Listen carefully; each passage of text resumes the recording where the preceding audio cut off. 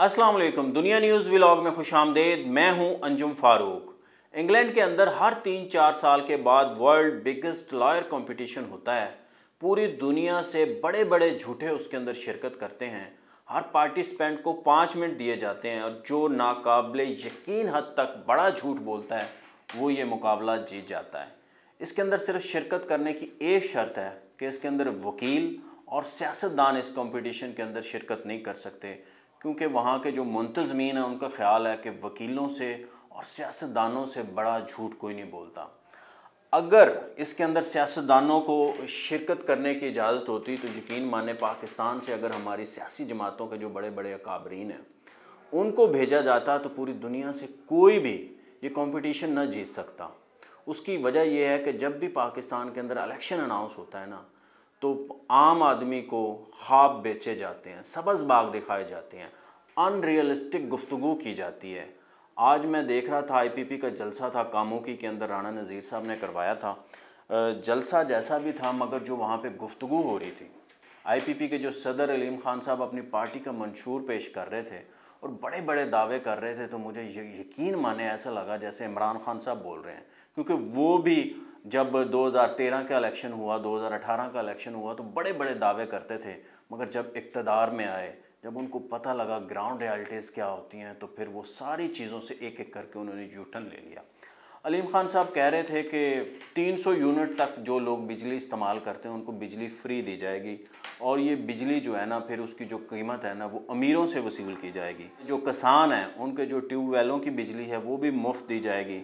Motorcycle वालों को जो पेट्रोल है वो आधी कीमत के ऊपर दिया जाएगा और उसकी जो आधी कीमत है वो गाड़ियों वालों से वसूल की जाएगी। मज़दूर की कम से कम तनख्वाह 50,000 रुपये होगी। नौजवानों को बिला सूद जो है ना कर्ज़े दिए जाएंगे। हर यूनियन कौंसिल में एक डिस्पेंसरी बनेगी। डिस्पेंसरी लोगों का मुफ्त इलाज और दवाइयाँ देगी। बहुत अच्छी बात है, मज़दूर की तनख्वाह बिल्कुल 50,000 होनी चाहिए, डिस्पेंसरियाँ भी होनी चाहिए, बल्कि हर गांव, हर यूनियन काउंसिल के अंदर और हर तहसील के लेवल पे अच्छे अस्पताल भी होने चाहिए, ताकि आम आदमी का जो है ना इलाज बेहतर अंदाज में हो सके, बड़ों शहरों की तरफ जो है ना रुख ना हो, जिसकी वजह से ज़ाहिर है फिर सहूलियात का भी फुकदान होता है और मसाइल भी होते हैं। मगर बात यह है कि 300 यूनिट जो लोग बिजली इस्तेमाल करते हैं उनको बिजली कैसे मुफ्त दी जा सकती है? ये मुमकिन ही नहीं है पाकिस्तान के अंदर। पाकिस्तान के अंदर लगभग 60, 65 और 70% लोग ऐसे हैं जो 300 के करीब यूनिट यूज़ करते हैं। इसका मतलब आप 60 से 70% लोगों को बिजली मुफ्त दे देंगे? क्या ये आप कर सकते हैं? और जो पेट्रोल की कीमत है वो आप मोटरसाइकिल वालों को आप आधा दे देंगे। मेरे ख्याल में ये बिल्कुल सब्ज़ बाग दिखाने वाली बात है, ये रियलिस्टिक बात नहीं है, ये हो नहीं सकता। ज़मीनी हक़ाइक़ इसकी इजाज़त नहीं देते। पाकिस्तान इस वक्त भी जो है ना IMF के प्रोग्राम के अंदर है और जो IMF कहता है वो हमें करना पड़ता है। अगर हम IMF की जो शराइत है उनको तस्लीम ना करें तो फिर क्या होता है, जो नेक्स्ट जायज़ा आता है उसके अंदर जो है ना मुआहदा जो तअत्तुल का शिकार हो जाता है, मुआहदा नहीं होता, जिसकी वजह से हमारे रुपए के ऊपर दबाव आता है और रुपया डिवैल्यू होना शुरू हो जाता है, डॉलर तगड़ा होना शुरू हो जाता है, हमारे जो रिज़र्व्स हैं, ज़र मुबादला के ज़खायर हैं वो कम होना शुरू हो जाते हैं, जिसकी वजह से और फिर महंगाई बढ़ती है और आपकी बैरूनी फाइनेंसिंग है वो भी मुतासर होती है, और दूसरे लोग जो इदारे हैं, मालियाती इदारे हैं जो बैरूनी मुल्क से, दीगर ममालिक से हमें इमदाद मिलती है या कर्ज़ा लेना पड़ता है, उसके ऊपर भी असर पड़ता है।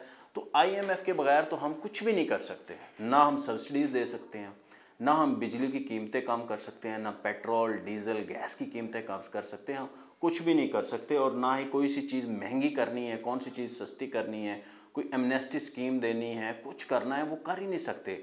और तरक्याती जो हमारा बजट है वो कितना रखना है, और ज़राअत के शोबे में क्या करना है, इंडस्ट्री के शोबे के अंदर क्या करना है, ये सारी चीज़ें जो है ना IMF डिसाइड करता है। कहाँ से पैसे लेने हैं, किस मुल्क को देने हैं, कौन से मालियाती इदारे को करना है, इसके अंदर अब बहुत ज़्यादा अमल दखल हो चुका है। तो मैं जहांगीर तरीन साहब से भी रिक्वेस्ट करूँगा, अलीम खान साहब से भी रिक्वेस्ट करूँगा, आपकी नई जमात है, आप ज़रूर दावे करें, आप बड़े बड़े लोगों को ख्वाब दिखाएं, मगर वो बातें मईशत के ऊपर आप वो बातें मत करें जिसको आप पूरा नहीं कर सकते। आम आदमी अपने जब ढारस लगा के बैठ जाता है, वो सोचता है कि ये जमात मेरे मसाइल हल करेगी, ये मेरी बिजली सस्ती करेगी, ये मेरे पेट्रोल की कीमत कम करेगी, ये मेरी गैस का बिल कम करेगी, बिजली का बिल कम करेगी और दीगर चीज़ें भी जो है ना उनको रोज़गार देगी, महंगाई के अंदर कमी लाएगी। तो आम आदमी आस लगा लेता है और जब उसकी आस टूटती है फिर वही होता है जो इमरान खान साहब इक़्तिदार में आए तो ठीक 100 दिन के बाद इमरान खान बिल्कुल गैर मकबूल हो गए थे।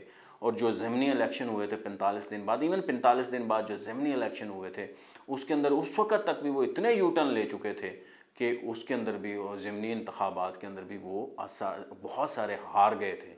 पिंडी का इलेक्शन हार गए थे, जो फैसलाबाद का इलेक्शन हार गए थे, लाहौर का इलेक्शन हार गए थे और बड़े मेजर इलेक्शन हार गए थे।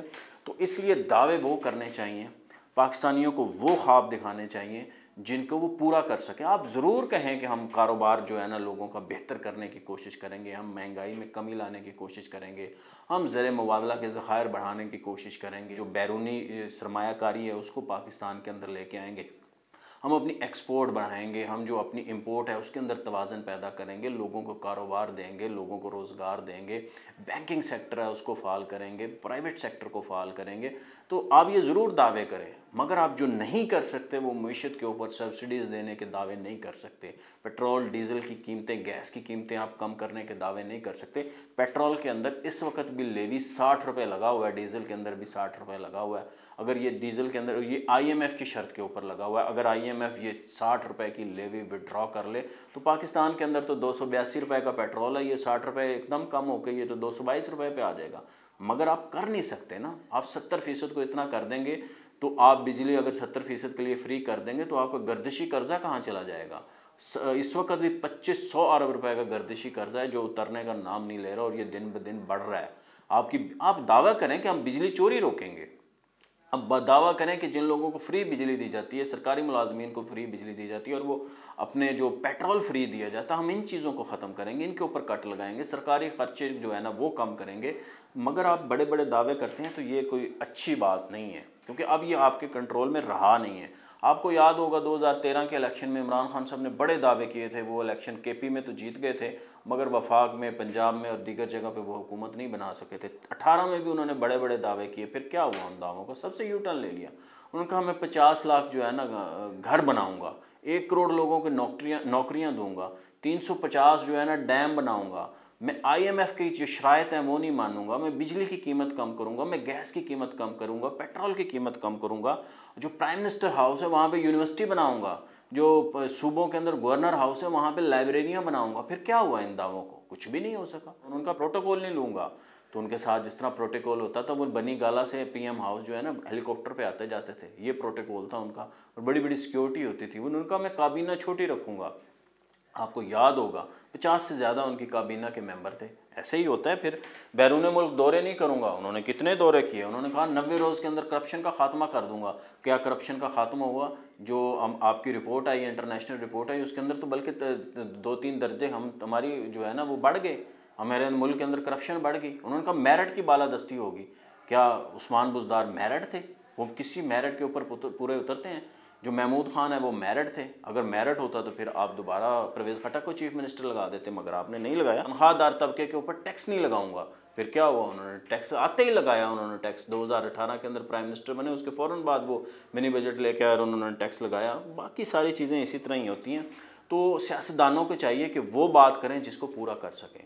वो हाई स्टैंडर्ड जो है ना वो इतना ना आवाम के सामने रखें अपना कि फिर जब आप यू टर्न लें तो आपको गालियाँ पड़ें, आप शर्मिंदा हों, आप ख़ुद उसको डिफेंड ना कर सकें।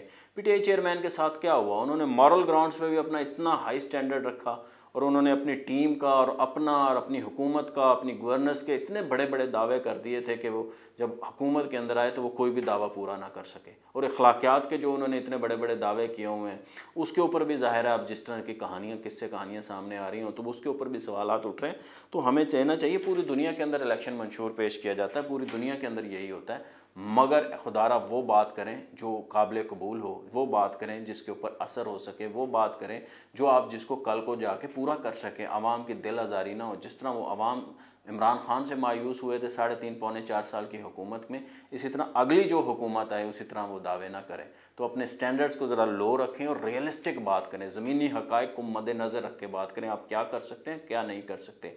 आप हर चीज़ में दावा करें, अपने हर मंशूर में जिस पे आप सिक्योरिटी के मसाइल पे दावा करें, आप बाकी कारोबार पे दावा करें, आप जो जो कर सकते हैं किसी के लिए वो आवाम को रिलीफ देने के बड़े बड़े दावे ज़रूर करें, मगर मईशत के ऊपर बड़े बड़े दावे आपको जचते नहीं हैं। मुझे दीजिए इजाज़त। अल्लाह हाफ़िज़।